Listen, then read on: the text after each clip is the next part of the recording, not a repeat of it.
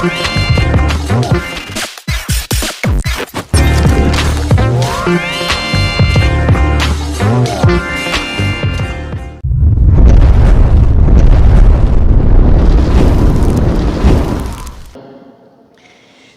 Jumat Masjid An-Ni'mah Bandar Lampung yang dirahmati oleh Allah Subhanahu wa taala. Sebuah ilustrasi. Andaikan malam nanti listrik ini padam. Yang terjadi adalah yang pertama, banyak yang panik. Banyak yang panik. Yang kedua, semuanya berjuang cari solusi. Hidupkan lilin kah? Hidupkan genset kah? Atau cari alat penerang yang lain? Kenapa demikian? Karena mata yang zahir ini merasakan sebuah kegelapan. Namun ketika batin yang terasa gelap, maka yang pertama, tidak semua orang panik. Bahkan jarang yang panik. Kemudian yang kedua, tidak semua orang cari solusi. Malah dia yang merasa gelap pun nggak cari solusi. Maka yang gelap itu telah jelas, yang terang pun telah jelas. Oleh karena itu, pada waktu yang singkat ini, saya akan sampaikan sebuah makalah yang disampaikan oleh Khulafaur Rasyidin, khalifah pertama.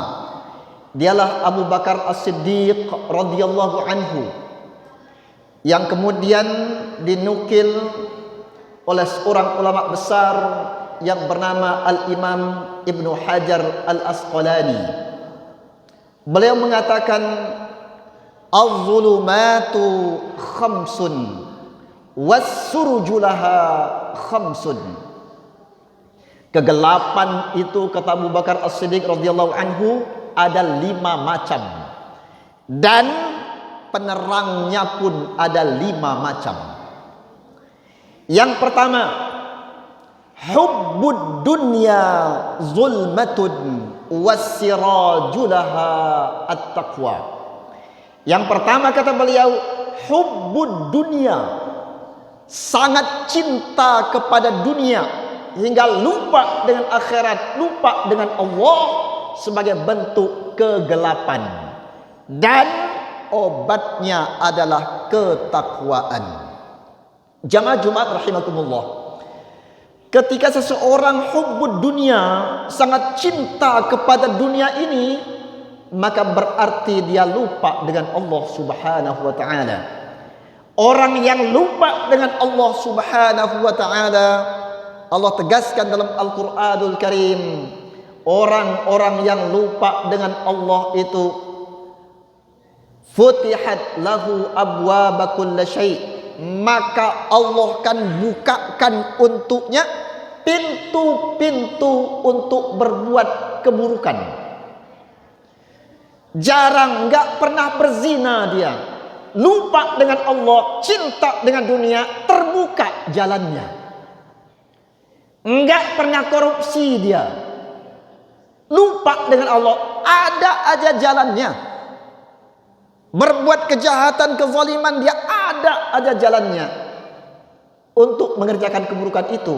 Namun ingat, Allah Ta'ala nyatakan, falamma farihu bima utu, begitu mereka senang dengan apa yang mereka nikmati itu, akhadnahum baghtatan, kami cabut dia dengan tiba-tiba.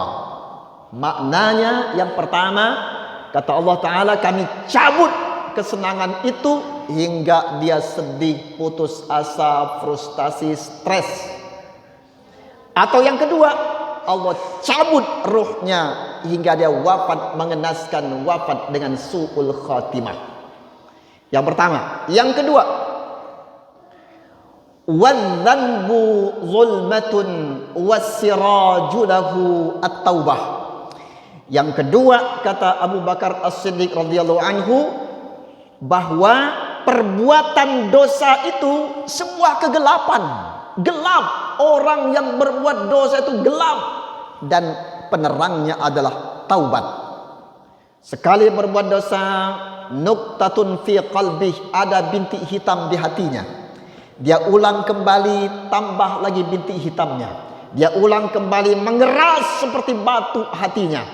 Lupa dengan Allah, merendahkan manusia, dan enggan menerima kebenaran.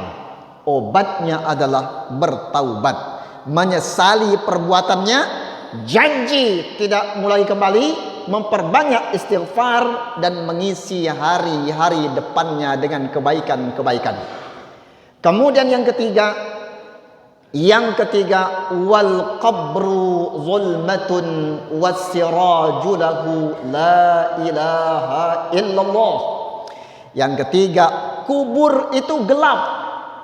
Alam barzah, alam kubur itu sebuah kegelapan, dan penerangnya adalah la ilaha illallah.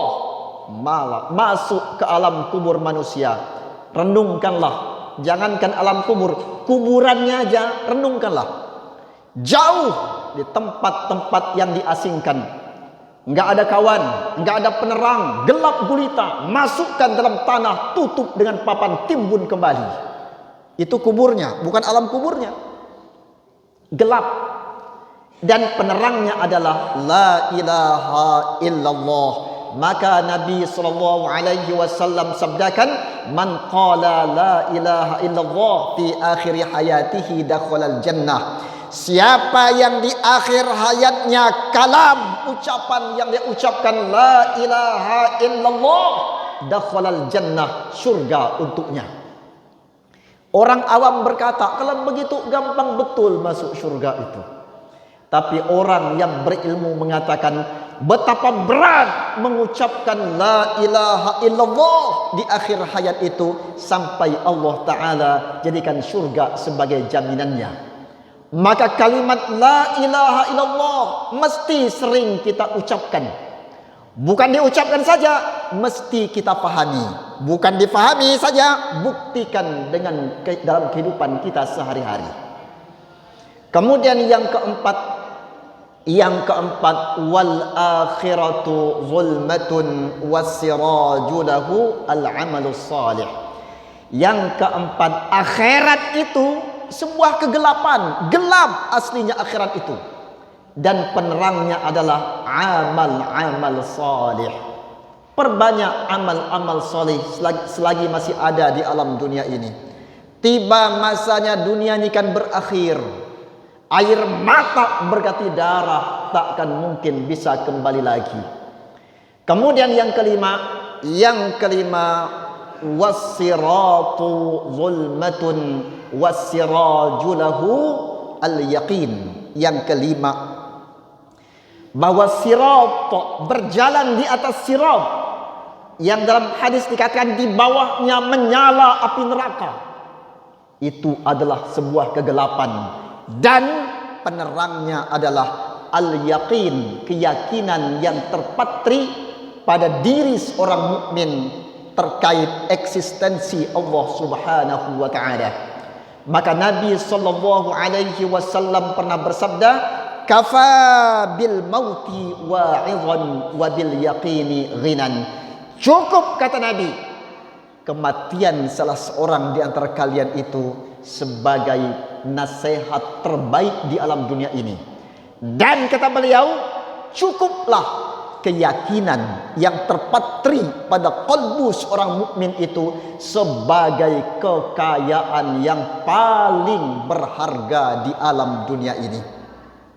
Jamaah Jumat Masjid An-Ni'mah yang dirahmati oleh Allah Subhanahu wa taala, yang gelap telah jelas, yang terang pun telah jelas. Maka mari sama-sama kita berjuang sekuat tenaga untuk menerangi kehidupan kita ini. Terangi kehidupan di alam dunia ini, terangi kehidupan di akhirat nanti. Rumah yang kita tempati pada hari ini, tiba masanya anak-anak kan pergi, cucung-cucung kan pergi, kita akan sendirian di rumah. Dan ketika itu Rumah sudah tak sanggup lagi kita urus. Atap mungkin jatuh-jatuh. Catnya mungkin sudah mulai buram. Pagarnya sudah mulai rusak-rusak. Datang anak pertama kita, ayah, ini uang ganti atap itu. Di benak kita tak ada lagi guna mengganti atap itu. Enggak ada lagi yang menempati rumah ini. Datang anak kedua kita, ayah, ini uang ganti catnya itu. Enggak guna lagi mengganti catnya. Enggak ada lagi yang mau menempati rumah ini. Betapa banyak hari ini yang dulu rumah ramai, kaya raya yang punya, hari ini sebagai laksana tempat yang tak berguna lagi. Hidup ini tidaklah lama. Maka Al-Imam Asy-Syafi'i rahimahullah ditanya, wahai Tuan Guru, bagaimana caranya biar tenang hidup di alam dunia ini, wafat dengan husnul khatimah dan masuk surga tanpa hisab? Beliau mengatakan, jadikan dunia ini sebatas telapak tangan ini. Jadikan akhirat kalian merasuk ke jiwa yang terdalam. Dan kata beliau, jadikan kematian itu di pelupuk matamu. Barakallahu li wa lakum fil Qur'anil azim wa nafa'ani wa iyyakum bima fihi minal ayati wadh-dhikril hakim wa taqabbala minni wa minkum tilawatahu innahu huwas samiul alim fastaghfiruhu innahu huwal ghafurur rahim.